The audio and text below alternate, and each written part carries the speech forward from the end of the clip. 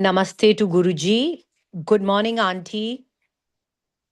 Jai Good Guruji. morning, Jai Guruji. So yesterday, just to reiterate a little bit, we spoke about, that God has no religion. He's beyond the boundaries of religions, superstitions, and rituals. And also that the difference between God and Guru, God is like the principal of the school, and he cannot bend rules. He simply uh, assesses the students' progress and he tick marks it. But the guru, on the other hand, when he sees that his student is making a diligent effort towards being in alignment with the teachings of the divine and is living in his hukam, then the guru bends a little bit of the law and gives his student better marks. So the guru pushes the student forward. So that's why they say that meher mango और मैं नहीं मांगो, मतलब मेहर मांगो गुरु की, क्योंकि मेहर में ही सब कुछ है और मेहर हमारी मैं से बड़ी है. So the meher is very important. So क्योंकि गुरु की जब मेहर होती है तब वो दिन को रात को दिन में बदल देते हैं. He can do anything. He can take away the pain and turn it into pleasure.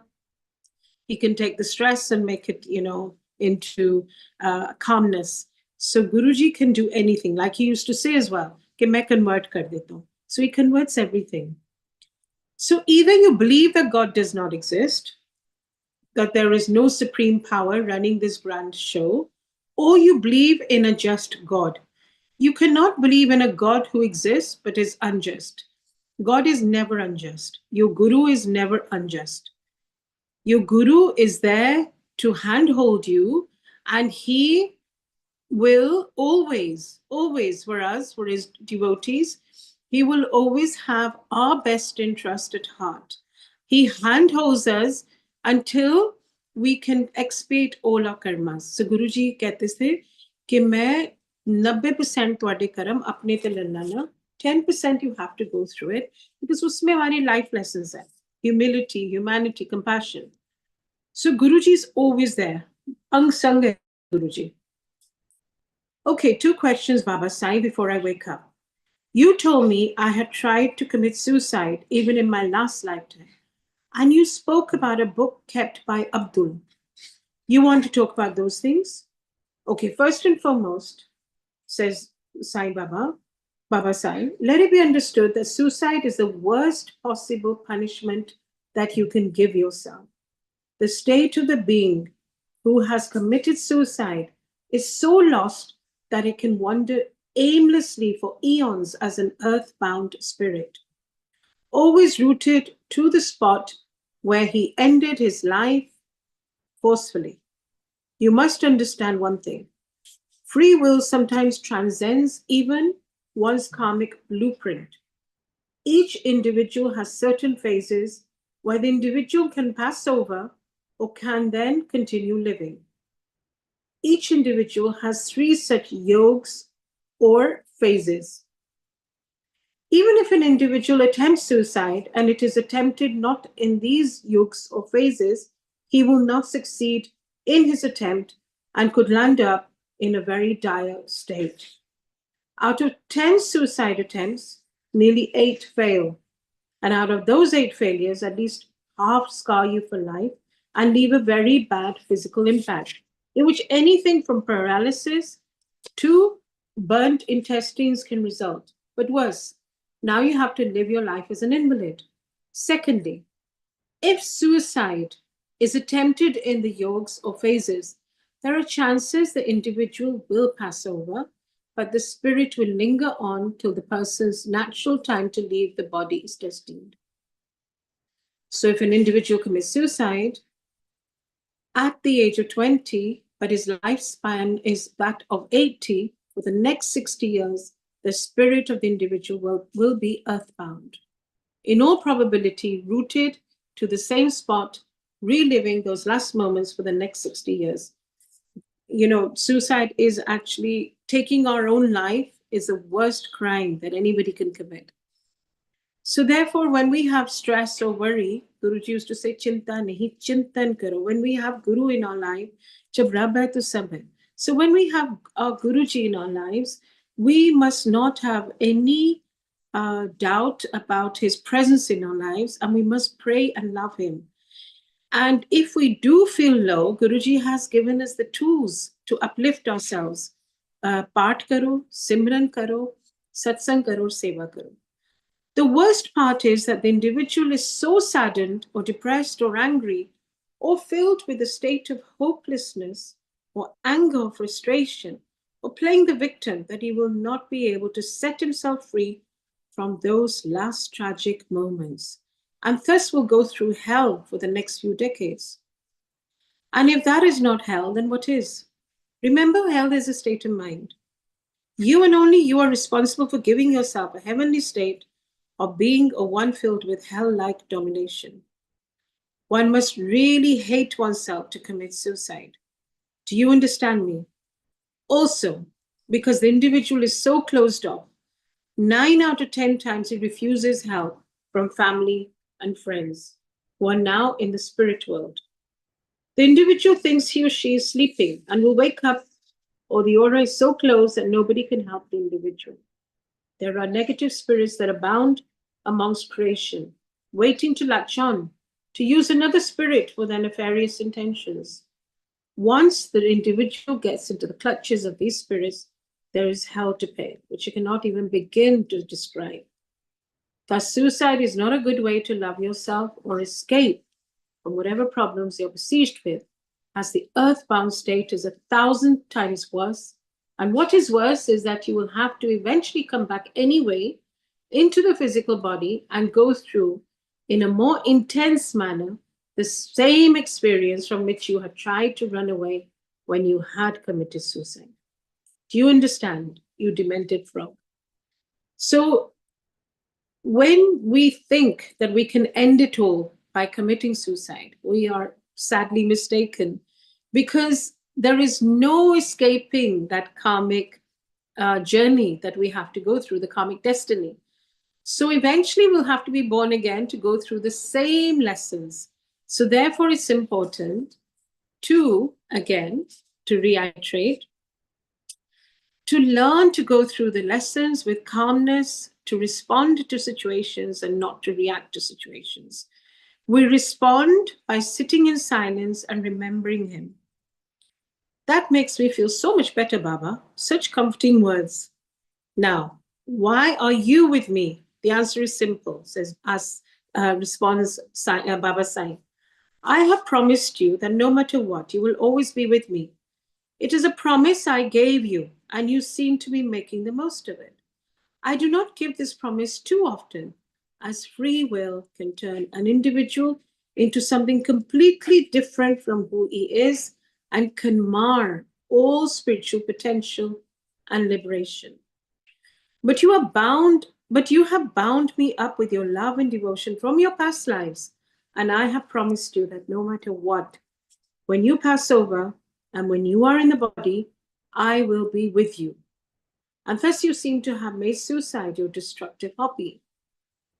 So again, when we know in our hearts, when we really trust and believe infallibly and unwaveringly that Guruji is with us no matter what, then the idea or the thought of suicide should not even enter our minds.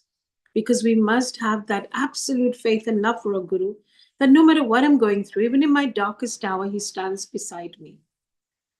So you are one of the few fortunate ones who come to me. Yes, prayers, intentions, past life associations can help the soul who has committed suicide. But how does a person know whether prayers, intentions, past life associations are going to help in a guaranteed manner? You get my point? Anybody who commits suicide is asking for help. Yes, the master is all merciful. But usually the individual is so caught up in grief and fear that the individual refuses to accept any help from the master or his or her loved ones who are now in the spirit world. It is a very sad situation. So when we are really mobilized by our sadness, by our fear, then we find it hard to even reach out. So instead of trying to reach out, just sit with your sadness, cry it out, and if you can, if you can muster the strength and the courage, play the Shabad Gurbani that is bound to change and shift our vibration. How did I manage to extract a promise from you? Asked Rabda. More than 7 centuries ago, I was a seeker who had done tremendous tapasya or penance and prayers. I was in a cave. I was told by my master that it was time for me to go back to the world and serve all living beings.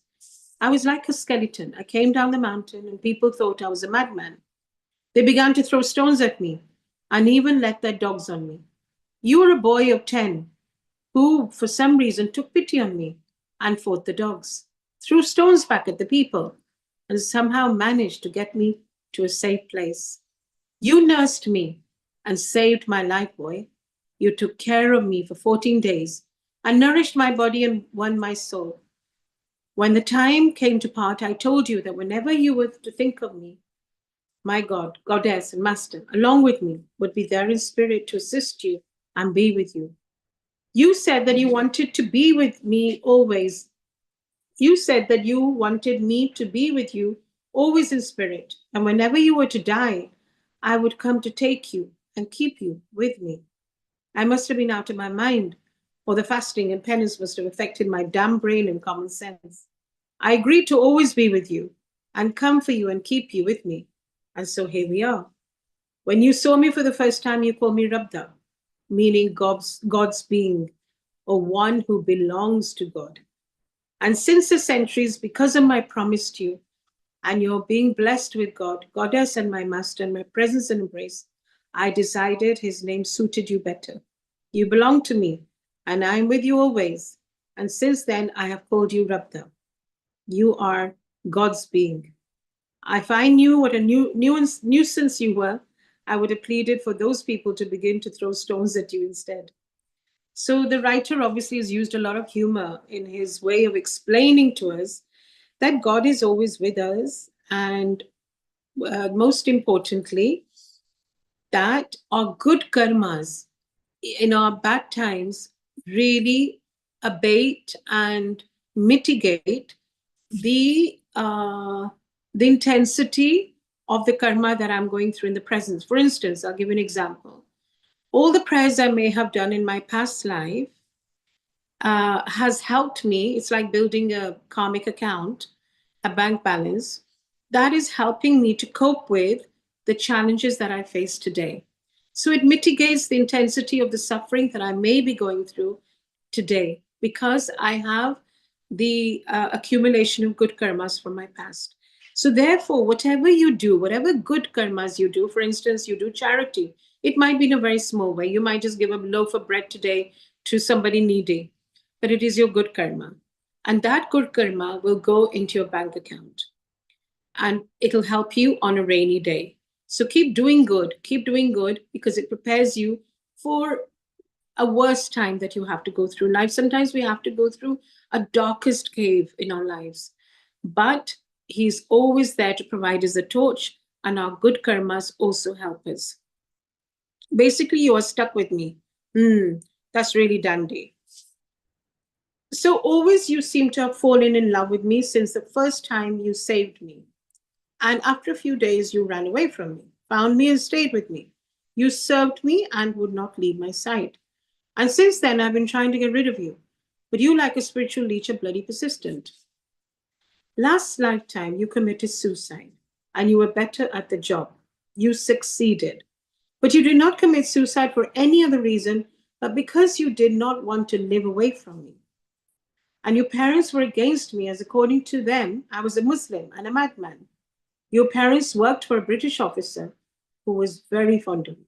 He taught you English, and he was very keen that you study and then leave for England with him and his children.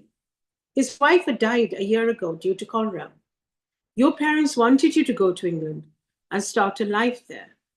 You were around 18 then, Rabda, and that time, and you were called Lal with love by one and all. So Rabda responds, maybe I committed suicide because of such an oddball name, Baba. Oh, why do I get the crazies? I still have not understood. So now keep quiet. Lal means beloved, not lal as in red color, you idiot. Oh, lal even means the color red. This is becoming a nightmare. Hello, Mr. Reddish beloved. Rabda, you are aware I can turn you into any of my species available on the menu card of evolution, right? Yes, Mr. Goldfather, as you are golden in color and my dad.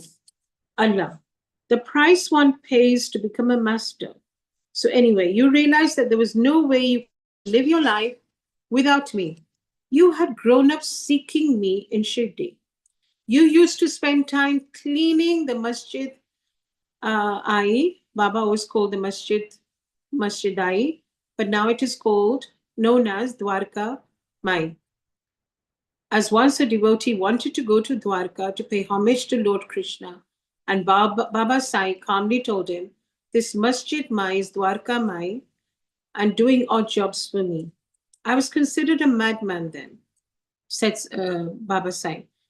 I used to sit under a tree or roam about in the jungle without a thought in the world for my well being and comfort or safety.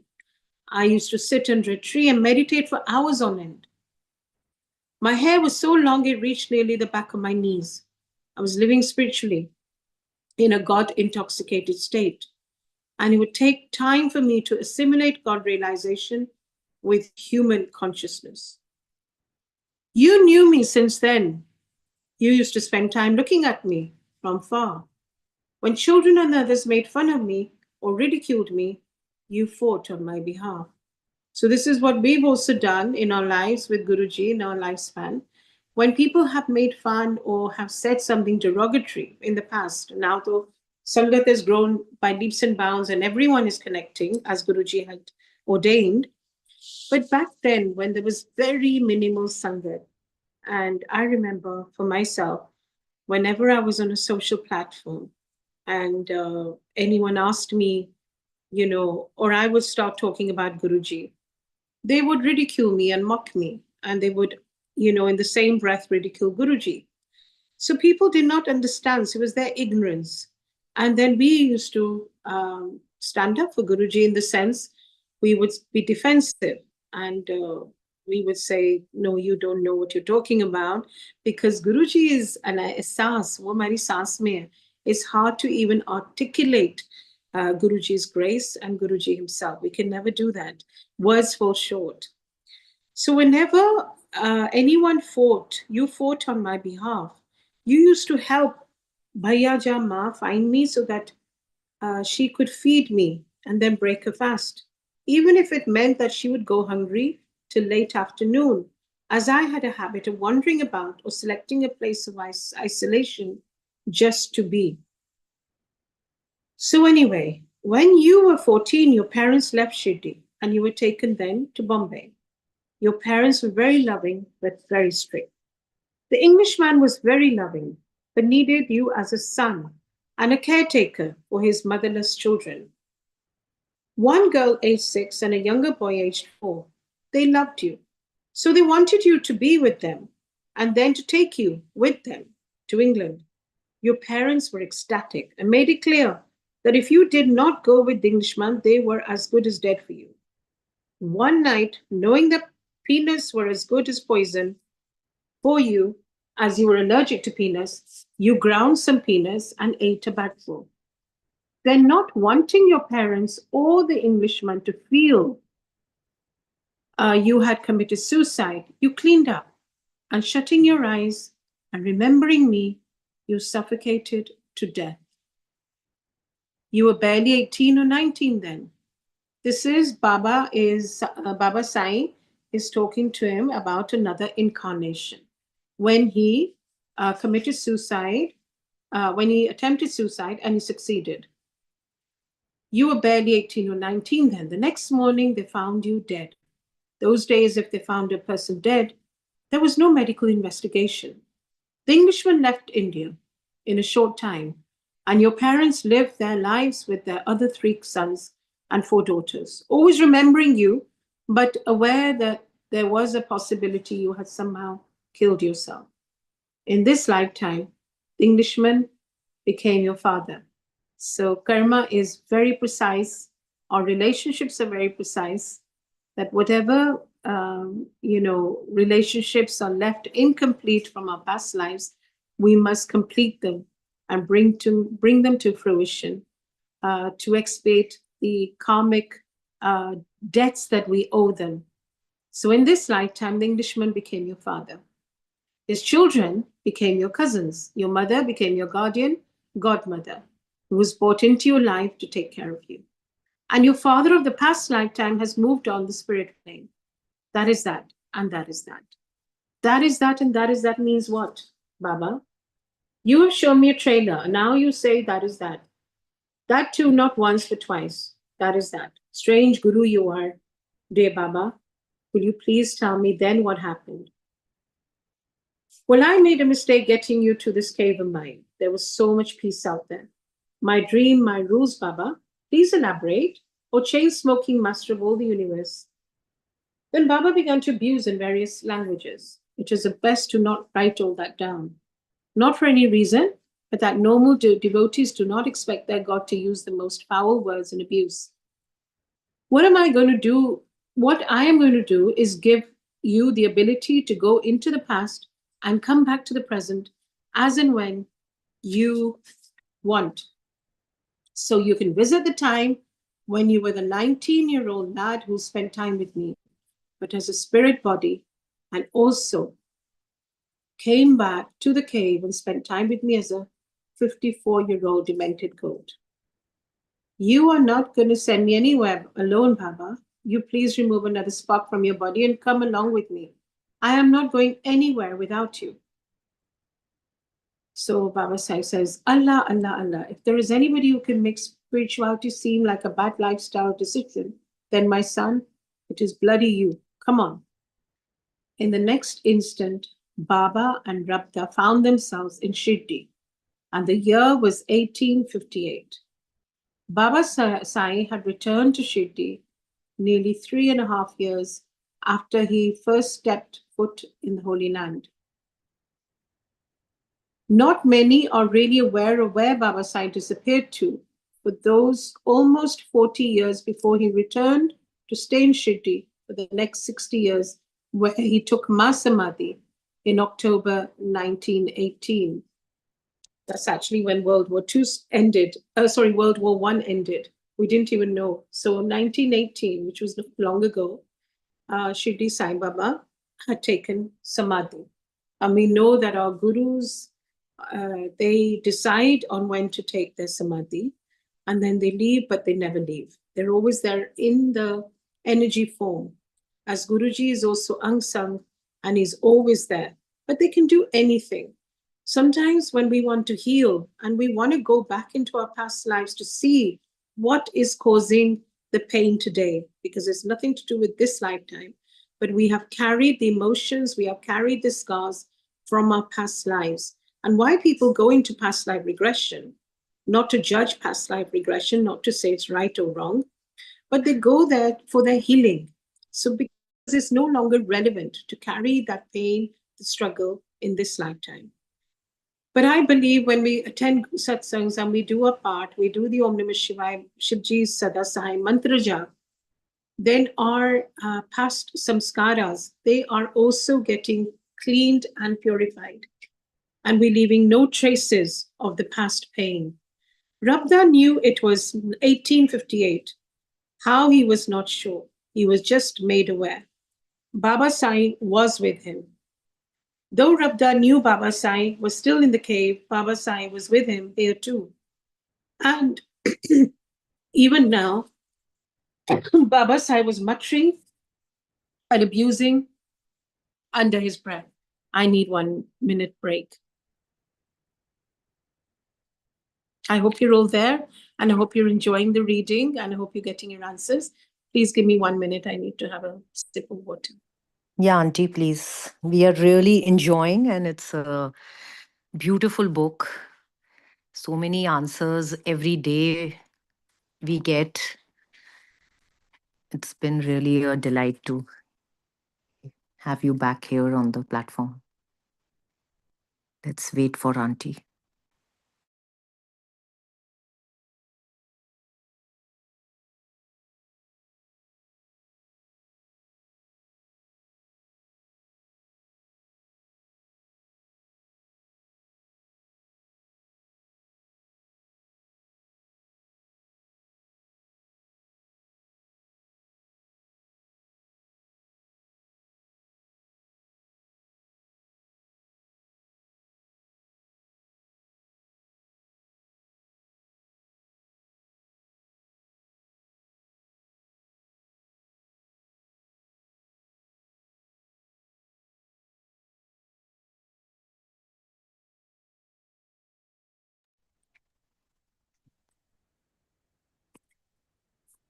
So every time you serve your master or give a master what he or she asks for, the master has to repay it 10 or 100-fold more. If you love your master, he or she will love you 1,000-fold more. We can relate to this completely. Guruji used to say, "Ik kadam mere tillo," and I will take 1,000 towards you, which means like even if we make that effort to go for a satsang and make him our priority, then he's bound to make us his priority. If we think of him and look in his direction, he's bound to look back at us. But we must take out time from our busy schedules, from our very tight schedules, to think of him, to sit in silence, undistracted by our mobiles, and to really love him. Just sending him that energy of love and visualizing it going from our heart to his heart is enough in a day. And then to basically chalde firde, like he used to say, yaad karo. So, when you eat, just say, "Thank you, Guruji." When you go for a walk, "Come with me, Guruji." So make him an integral part of your life. So Rabda saw Baba enter Shirdi with pomp and music, as if the cosmos was well aware of the magnitude of Baba's arrival in Shirdi. Though all around people were engrossed in the wedding celebration in which Baba was a guest. He was a young man, difficult to ascertain his age. He looked 22, but could have been 27. Kes was aware of the story of how Baba had helped Chand Patel find his horse that had strayed away for days and was not to be found. Chand Patel saw this fakir sitting under a tree. The fakir smiled and called him by his name and told him to come relax with him, have a smoke, and that his horse was not lost but grazing by the river. Chand Patel was wonderstruck by how this fakir knew his name and how on earth did you manage to get from within the earth burning hot coal to light his chillum. He sat down, completely in awe of this young fakir, and for a while forgot all about his horse, and both the men smoked. Suddenly, Chand Patel remembered, with his reassurance of the young fakir, that the horse was stuffing its face by the river. Chand ran towards the gush of water, and to his surprise, he found four-footed idiot busy chomping away. Chand Patel invited Baba to be part of the wedding procession, which was taking place in Shirdi. And this is how Baba entered Shirdi, though not for the first time. He had arrived in Shirdi some time back, and he left as suddenly as he had arrived. Now, after years, he was entering Shirdi with all the pomp and honor meant for the dignitaries. Baba halted in front of Lord Kandoba's temple. Now Kaz was observing that Baba was around 5 feet 6 inches tall. His skin color was golden yellow. He was not fair or dark-skinned. He was neither thin nor fat. His eyes, Kaz realized, changed colors with what was going on with him. The village priest Mahalspati came out of the temple and halted. He seemed mesmerized by this young fakir. Mahalspati was an Orthodox Hindu priest. Generations of communal prejudices had molded him into a good human being who was wary of Muslims, and though he communicated with them, he maintained his distance. as if as much as was possible. But one look at this fakir and Mahalpati, and now it throbbed. Sorry, 1 second, I didn't get the. But one look at this fakir, Mahaspati felt as though somebody had ripped open his heart, and now it throbbed with a new sensation. He was not certain what it was, and Kes realized that the poor man was confused about all that which went on with him. He approached Baba, who looked at the priest with amused tenderness. The young fakir was already on his way to self realization, but still not completely there. Kes was certain that Baba Sahib was extremely world at that time, but still had not reached the state of complete oneness with the One. Mahaspati folded his hands, did a namaste, which meant I bow to the God within you, and said the most famous words ever spoken in any language, Ya Sai. Kes looked at Baba, standing with him, watching all the goings on like a movie. You look very handsome, I must say, Baba. But why the word Sai? Why not some other name? Baba Sai now turned towards Kes. Halkat or fakirs, dervishes, Sufis those days were called Sai. In reality, it is Sai, which is a Persian word to address all men of God. Thus, Mahasa had not invented the name. In Persian, every dervish was called Sai and eventually referred to me only as Sai. Oh, says Rabda, you are so knowledgeable, Mr. Sai. But do not disturb. Let us now watch the movie in peace. You won't be having any popcorn, right? So, just to bring in humor. Kaz heard Baba muttering very inventive abuses and he smiled. He loved the grumpy old man. So, Mahaspati did a namaste and said, Ya Sai, Ya, in Marathi means come and welcome. But Kaz could see the confusion in the eyes and heart of the priest. The reason why Baba stopped next to Lord Kandoba's temple was that in those days, Lord Kandoba was accepted by both Hindus and Muslims as an energy of God. In earlier centuries, Lord Kandoba was worshipped in many temples as Lord Subramanya, the son of Lord Shiva, and Ma Parvati. But he is now considered to be the avatar of Lord Shiva, looks like a Pathan on horseback, and has a custodian who is a Muslim lady. So Baba Sai had halted in front of Lord Kandoba's temple, thinking this was the place he would rest. Mahaspati now was in a jam. In Shirdi, Lord Kandoba's temple was meant only for Hindus. He felt an inexplicable pull towards the young fakir, but the fakir was obviously a Muslim and he could not enter the temple. And that was that. Baba realized that the manner in which he was greeted meant that Baba had to walk away. Baba, Mahaspati wants you in the temple, but can't tell you to come in. Why? Bacha, if there is anything I have learned, it is that even my 60 odd years of living in Shirdi could not change the mindset and prejudices of people. All my life as Sai Baba of Shirdi, I preached oneness. I did not reveal my name, my religion, my past, anything. I on purpose kept my birth a secret. And though there is a lot of speculation, none is true. Nobody but the oneness family knows about my origins. And that is the way it is meant to be. All through my stay in Shirdi, I would tell one and all, Sabka Malik Ek. And again, Guruji always said, you can see whichever God you want to see in Guruji. Guruji used to say, Mere form de naal nahi attach ho. I can come in any form. I can come in the form of Lord Krishna or Shirdi Sai Baba or whoever you want to believe in. So he taught Sabka Malik Ek, which Guruji also teaches us, which means that the Lord of all is one. But did anybody truly want the one? No. They wanted their worldly wishes to be granted. And Baba can take his oneness and go boil his head. The moment I dropped my body, Hindus and Muslims began there Chutyagri and Shitampana.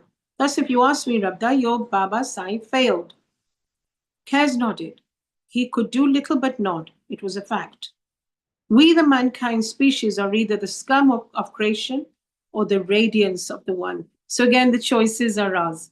We either become the scum of the creation or the radiance of the one. So are we going to be living examples of Guruji's Sangat, or are we going to break all the laws and just be nowhere, actually?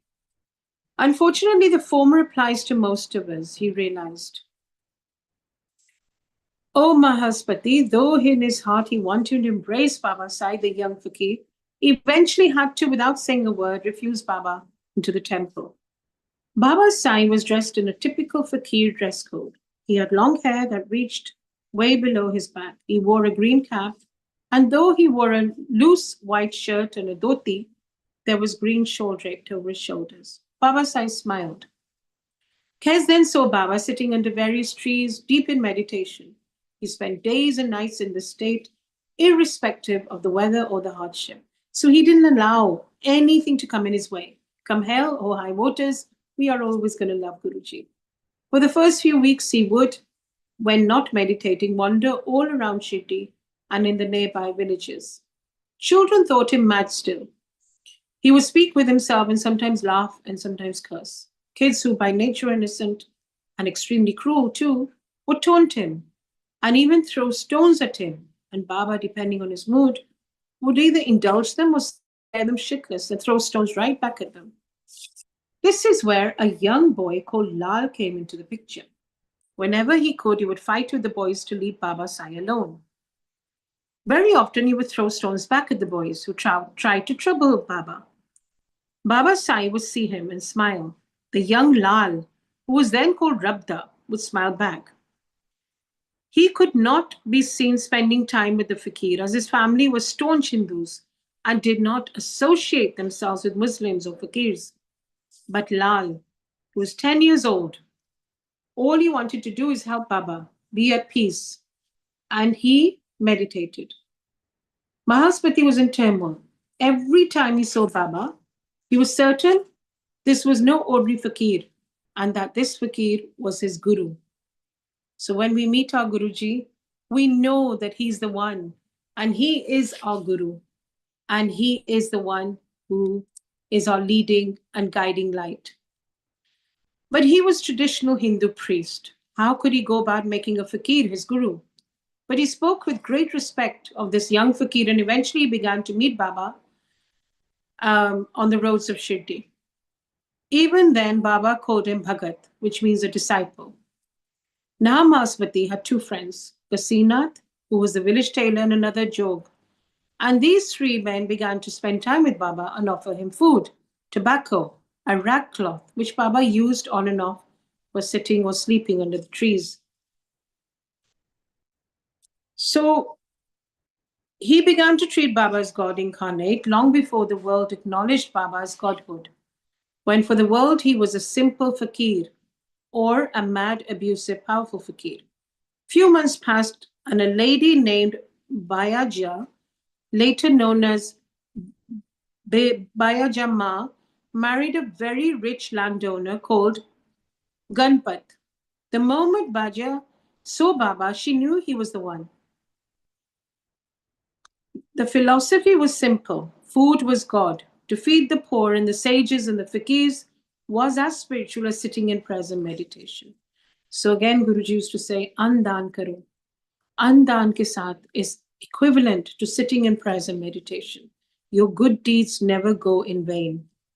Isn't she the same lady who searched far and wide to feed you, Baba? And a son called Tatya was one of your favorites? And it is said that you gave your life up to save Tatya's life. Yes, said Baba. Bayaja Ma loved me like her father, brother, and son. Our relationship went back many lifetimes to when she was a sister of mine in a birth. Religion is transient, as when you take another birth, your religion might also change. But spiritual love and selfless love is permanent. They remain life after life after life. So, another very valid point. Therefore, we should hate no one's religions. because we too may have been that religion in some other incarnation, or may even be that religion in the future incarnations. Therefore, spirituality is far more superior than religion because it teaches us only good values. A strange God you are. Everybody thinks you are so polite and like a normal God and master, like a grandfather. But the moment you open your mouth, instead of mantras, I get to hear all this. So Kaz looked. Now Bhayaja took it upon herself to take care of Baba Sai. Baba spent most of his time in the Babu forest under a neem tree, but very often he would disappear and then he found somewhere else, far away from the prying eyes of anybody. The forest was vast and wide and there was no proper pathway. But Bayaja would wake up, have a bath, say her prayers, prepare her food, and then pack for Baba, and then go in search of him. She sometimes would find him in a short while, or sometimes it would take a really long time. But she was clear that till she fed Baba, she would not eat a morsel of food or drink water. Very often, Lal, the then young Rabda, would help Bhayaja by first locating Baba and then running to inform Bhayaja where Baba was seated. More often than not, Lal would be in school when, when all this took place, and then Bhayaja had to walk miles sometimes to find Baba, traverse bushes and thorns, then feed him, and return home to partake of food and water. She really served me when I was still walking the path like any other seeker, said Baba. She served me, though I looked like a fakir and people considered me a Muslim. She took care of me. Every day for over 2.5 years that I spent in the forest and in the wilderness, every day she would walk to wherever I was and make sure I ate. Often I would be deep in meditation, and she would, like a mother feeding her infant child, slowly make me eat food. She would actually open my mouth, feed me, cajole me, so that eventually I would eat and then open my eyes.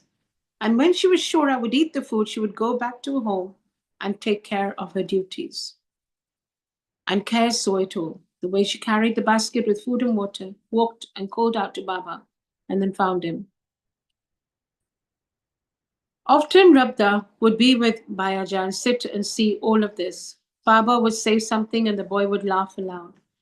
Frequently, Bayaja's son, Tatya, too, would accompany his mother, and Baba was always cheerful and kind with children. Tatya would climb onto Baba's shoulder and play and scream, and Baba would chuckle and smile and indulge the children. He would not like anybody hitting a child, and that was the case from the very beginning. Yes, it was clear that children are not the friends of parents. Do not become a friend of your child. Because if you do become a friends with your children, then who will play the role of a parent? It's true. Like today, we have a habit of saying, I am like a friend to my to children, but it's completely wrong because children need a parent, no matter how old they are, what their age may be, because they need someone to guide them. Because we have the experience that they don't. So treat children like children and be the parent that you are meant to be. Because if we're meant to be their friends, then would have been born as their friends and not as their parents. But treat children with compassion and love as they are what parents make them. Baba had now begun to wear a white robe and tie a white cloth over his head.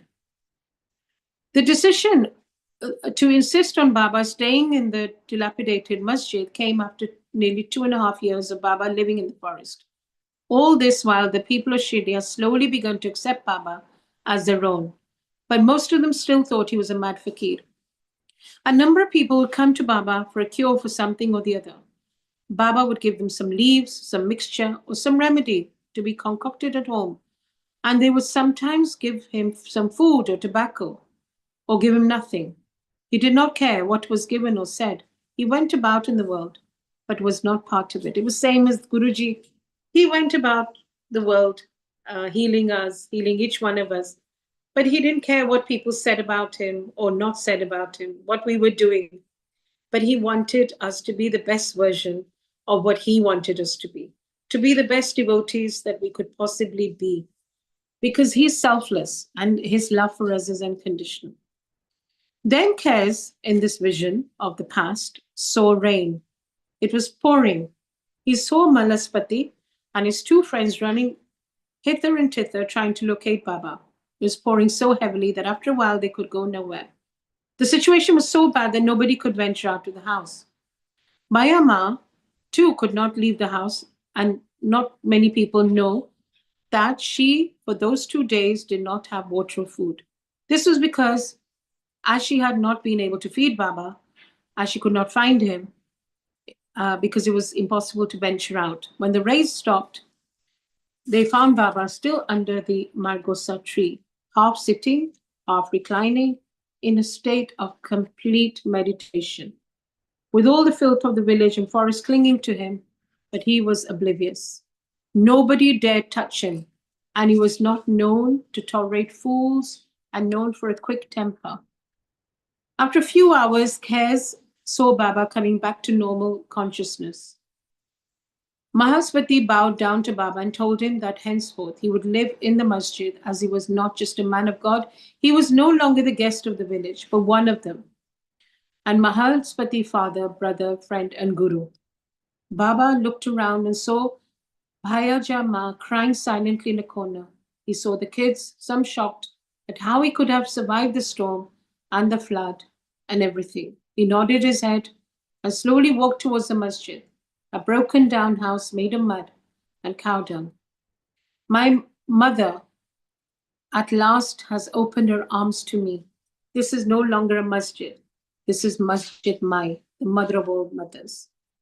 So Baba Sai began to live in Dwarka Mai, or Masjid Ai, as Baba often referred to his most humble dwelling. Life became Life became simpler. He would say, beg for love. He barely slept at night. He would be deep in meditation. Initially, he would heal through herbs, for once he lit the holy fire, Mother Mai, he would only give the holy ash for all purposes. During those days, there were two highly evolved spiritual personalities living in Shirdi, Janki Das and Devi Das. Baba used to spend time with both of them. Devi Das had arrived before Baba and was considered a much evolved soul. Baba and Devdas would sit in Lord Hanuman's temple, and often spent hours talking to each other. They loved each other, which was obvious by the respect they accorded to each other. Janki Das came later, but he was extremely close to Baba and would often come and spend time with Baba in Dwarka. Kaz realized that jealousy exists among Magas. Giants are never jealous of each other. Baba Sai would venture to neighboring villages, and especially when he went to Rahata. He would bring back various saplings, mainly marigold and jasmine, and plant them and plant them wherever he deemed fit, and then tenderly nurture them, talk to them, even caress them. Baba began to cultivate a garden, which was 60 years later would be overlooking his own physical remains. Kaz realized that for 3 years, Baba's main work in Shirdi was to plant saplings and see them blossom and grow. Every day, Baba would go and beg for his food, and wherever Maya Jama was, she would leave everything and rush to serve her Sai food. Baba sometimes would go as many as 15 times to a house to beg for food, and Bayaja Ma would each time leave everything and greet Sai as though she was seeing him after months. Tatya, her son, was very close to Baba, and he began to spend, along with Mahaspati, time with Baba. In fact, for a few years, Mahaspati and Tatya would sleep with Baba in Dwarka Mai. Baba was still considered a Muslim, no matter what, and a mad fakir. This was understandable, as Baba was in a state of God intoxication. When the moment seized him, he was lost to his surroundings, and he would begin to talk to what seemed to himself. Baba loved to wrestle and would wrestle often, but most of all, he loved to sing and dance. There was a place for Muslim travelers, a kind of a rest house called Takya. Baba loved to help people and those in need. If he found that there was nobody to take care of an ailing person, Baba would sit by the ailing person, often through the night, always in prayer, chanting, chanting, chanting. So this is Guruji for you also. He used to also go into Samadhi and pray for his devotees' good health. I remember when I had skin cancer, Guruji said, मैं 10 दिन तेरे वास्ते बीमार रहा and मैं vomit करती है, blood की vomit की. So imagine Guruji takes on everyone's karmas upon himself, and he too suffers like we do. All throughout, Baba did not talk much. This is the last chapter now. Baba did not talk much, did not sleep much, did not eat much. Children still made fun of him.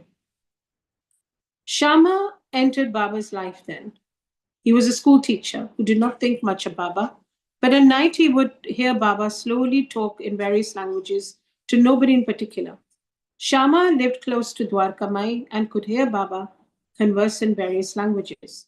This brought about an interest in his heart, and in not so much time, Shama and Baba were bosom friends. Shama loved Baba. He spoke to him as a friend.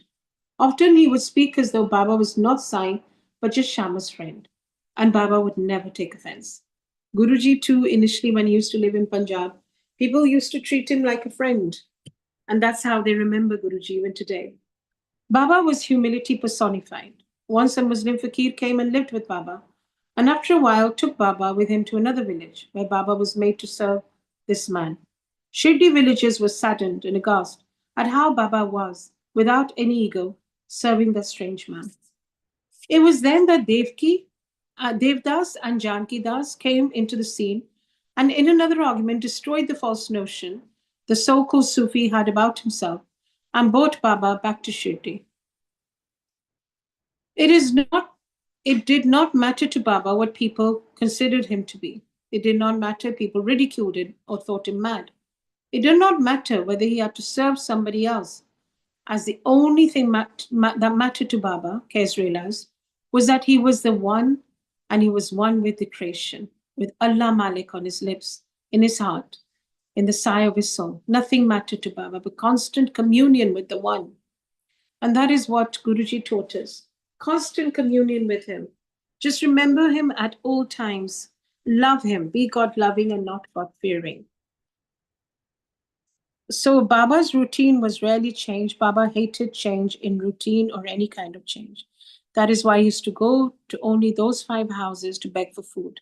His schedule was like clockwork till he took samadhi. But he was most liberal. He hated any kind of orthodox behavior. Yes, he loved spiritual living, but not an orthodox or fanatical mindset. Like Guruji also taught us, balance rakho. Balance between the material and the spiritual.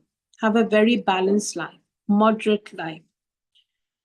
He never said, ye ni karo, wo ni karo, but he wanted maryada in satsangs. No mobile phones, no chatting with each other, no meeting and greeting, and really maintaining that silence, because it is in silence that we really meet Guruji.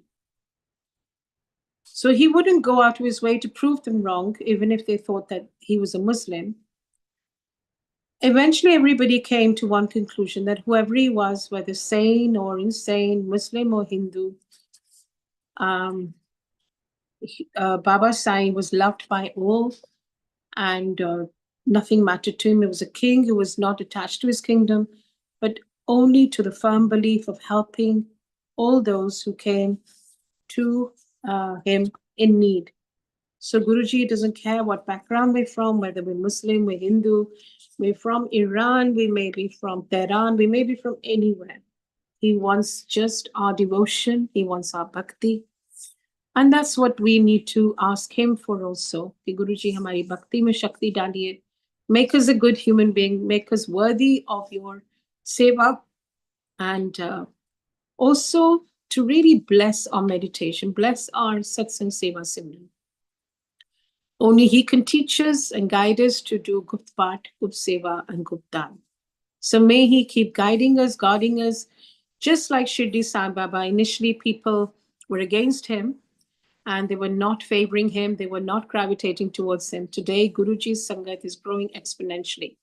Back in the day, say about even 30 years ago, people were not receptive, but gradually now they understand that Guruji is God himself, and he has come to uplift mankind. He's come to uplift each one of us. So stay in tune with Guruji's teaching.